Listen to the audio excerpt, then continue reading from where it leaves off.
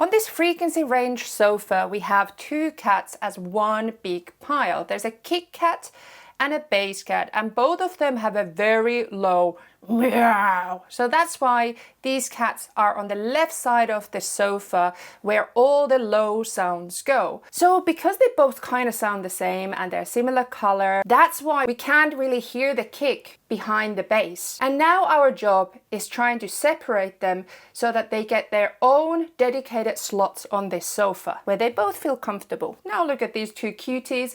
They look less comfortable, but they look more separate. So way to separate kick and bass. So it all starts before mixing. Pick a kick that is in lower pitch than a bass, or pick a bass that is clearly higher than the kick. EQ. Obviously, EQ allows you to sculpt the signals a little bit. So example, use a high pass filter to filter away the bass cat's bum. That leaves the kick more space in the low end. Same with kick. Add a low pass filter to have more space in this area. Or sidechain, which means that basically the kick is pushing with its little paw the bass down every single time that the kick wants to meow.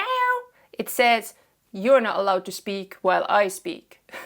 So a little bit aggressive, but basically, isn't that what cat siblings are like? So let's have a look how we can separate this bass and this kick. And again, this works exactly the same in every single DAW. So sound selection is the first one. So already in production, you can choose which sounds complement each other better. So we can, example, go and find basses.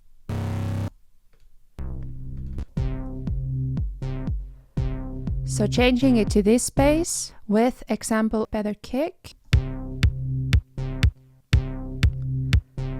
Already that did change it a lot. Different sounds complement the sounds in a different ways. Now another way we can do this, if we go back to the bass and kick that did not complement each other, is EQ. At this point, it's really important to decide whether your bass is going to be over the kick or under the kick. Sometimes bass wants to just snuggle up here in the sub frequencies.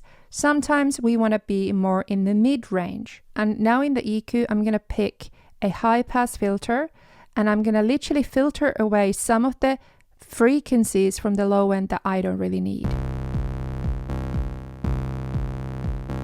Next, I'm going to go here where the kick usually hangs around. So as you can see, I didn't take a lot all away from here, just a little bit to sculpture. And let's make it a little bit thinner, this bell filter here.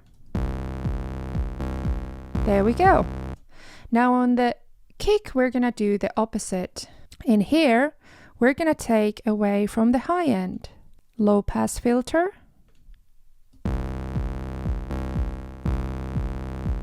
And I'm going to boost a little bit around 100 and 200. So a lot of it is you need to understand how to EQ for your genre, how to select sounds for your genre. And next we have sidechaining, which is we're going to go to the bass and I'm going to add a compressor. I'm going to go to sidechaining option, source, that's the kick there. And now I'm going to add a slight compression here.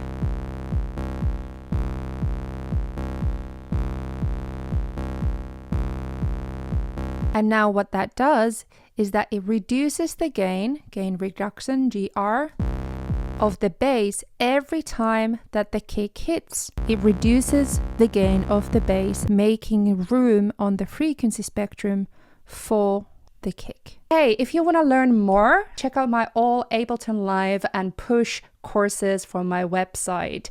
Thank you so much for being here. Subscribe and come back again. Bye.